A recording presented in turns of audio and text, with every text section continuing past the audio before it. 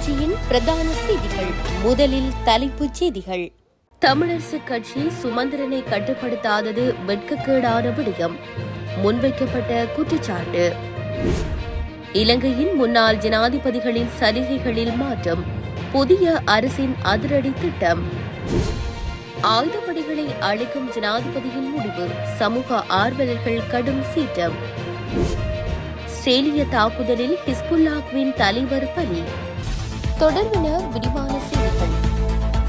சுமந்திரனை இலங்கை தமிழரசுக் கட்சி கட்டுப்படுத்த முடியாமல் போனவை ஒரு வெட்கக்கேடான விடயம்.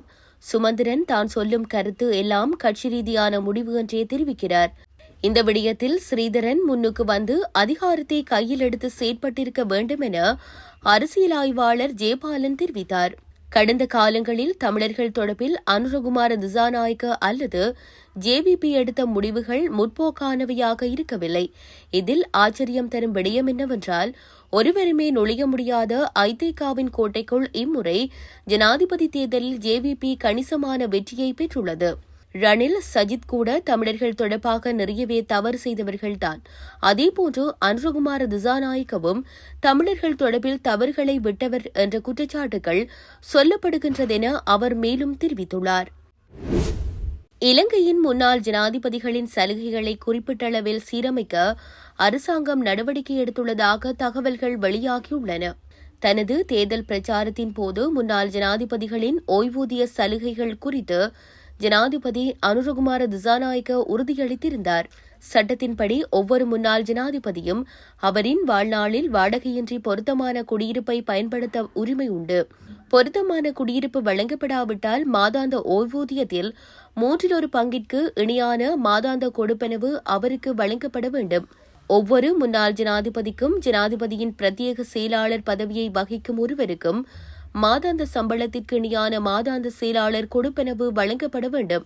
முன்னாள் ஜனாதிபதியின் விதவைகளுக்கு அமைச்சரவை அமைச்சரின் பிரத்யேக செயலாளராக பதவி வகிக்கும் நபருக்கு வழங்கப்படும் மாதாந்த சம்பளத்திற்கு இணையான மாதாந்த செயலாளர் கொடுப்பனவு வழங்கப்பட வேண்டும்.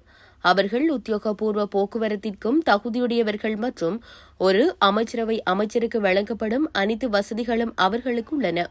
எனினும் இந்த சலுகைகள் அனைத்தையும் அரசாங்கம் மீளாய்வு செய்து தேர்தல் வாக்குறுதிக்கு அமைவாக அவற்றை குறைப்பதற்கான அளவுகோலை வகுக்கும் என உயர்மட்ட தரப்பு தெரிவித்துள்ளது. இதற்கிடையில் எதிர்வரும் திங்கட்கிழமை நடைபெறவுள்ள அமைச்சரவை கூட்டத்தில் இந்த விடயம் விவாதிக்கப்பட உள்ளதாகவும் தகவல்கள் வெளியாகியுள்ளன. ஜனாதிபதி அனுரகுமார திசாநாயக்க பொது அமைதியை பேணுவதற்காக ஆயுதப்படைகளை அழைக்கும் வர்த்தமானி அறிவித்தலை மீண்டும் வெளியிட்டமை மனித உரிமை ஆர்வலர்களின் கடும் விமர்சனத்திற்கு உள்ளாகியுள்ளது. ஜனாதிபதி மைத்திரிபால சிறிசேனவின் ஆட்சி காலத்தில் ஈஸ்டர் ஞாயிறு தாக்குதலின் பின்னர் உள்ள இந்த நடைமுறை தொடர்ந்து வந்த அரசாங்கங்களாலும் பின்பற்றப்படுவதாக குற்றம் சாட்டப்பட்டுள்ளது. இலங்கை மனித உரிமைகள் ஆணைக்குழுவின் முன்னாள் உறுப்பினர் அம்பிகா சத்குணநாதன் சமூக ஊடக தளமான எக்ஸ் தளத்தில் ஜனாதிபதியின் இந்த முடிவு குறித்து தனது அதிருப்தியை வெளிப்படுத்தினார். அத்துடன் அவர் இந்த நடவடிக்கையை விமர்சித்தார்.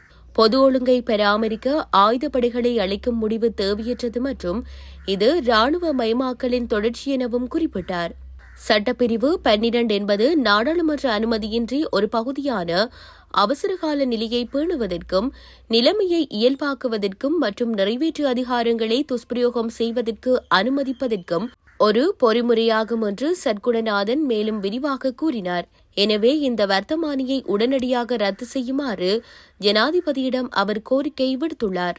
எவ்வாறாயினும் பொது தேர்தல் நெருங்கி வருவதால் பொது பாதுகாப்பை பேணுவது அவசியம் என்று வாதிடும் சில சமூக ஊடக பயனர்களிடமிருந்து இந்த முடிவு ஆதரவை பெற்றுள்ளது. நாடாளுமன்ற தேர்தலுக்கு பிறகு ராணுவத்தை நிலைநிறுத்துவது நிறுத்தப்படலாம் என்று அவர்கள் கருத்து தெரிவித்தனர். நேற்று முன்தினம் வெளியிடப்பட்ட வர்த்தமானியில் இலங்கை ராணுவம், கடற்படை மற்றும் விமானப்படையினர் நிர்வாக மாவட்டங்கள் மற்றும் அண்டிய கடல் பகுதியில் பொது பாதுகாப்பை பேணுமாறு அழைப்பு விடுக்கப்பட்டிருந்தமை குறிப்பிடத்தக்கது.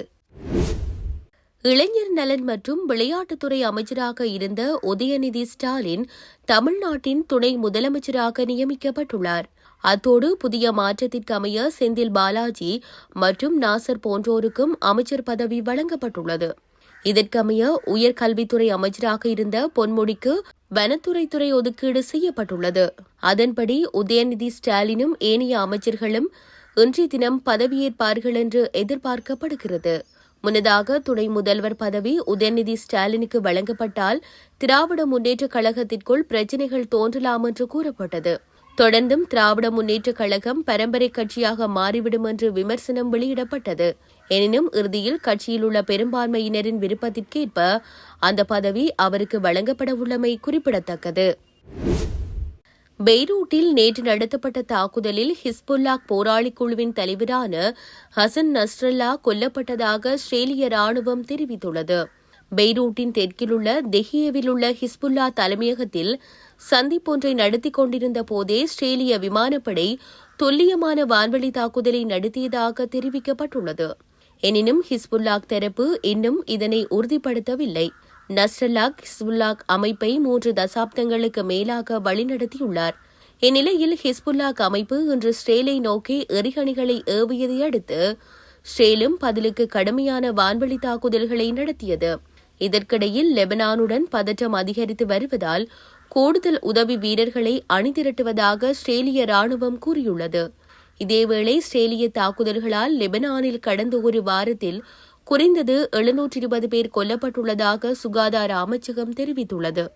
இத்துடன் செய்திகள் யாவும் நிறைவு பெறுகின்றன. மேலதிக செய்திகளை அறிந்து கொள்வதற்கு www.tamilaram.com எனும் இணையதளத்தை பார்வையிடுங்கள்.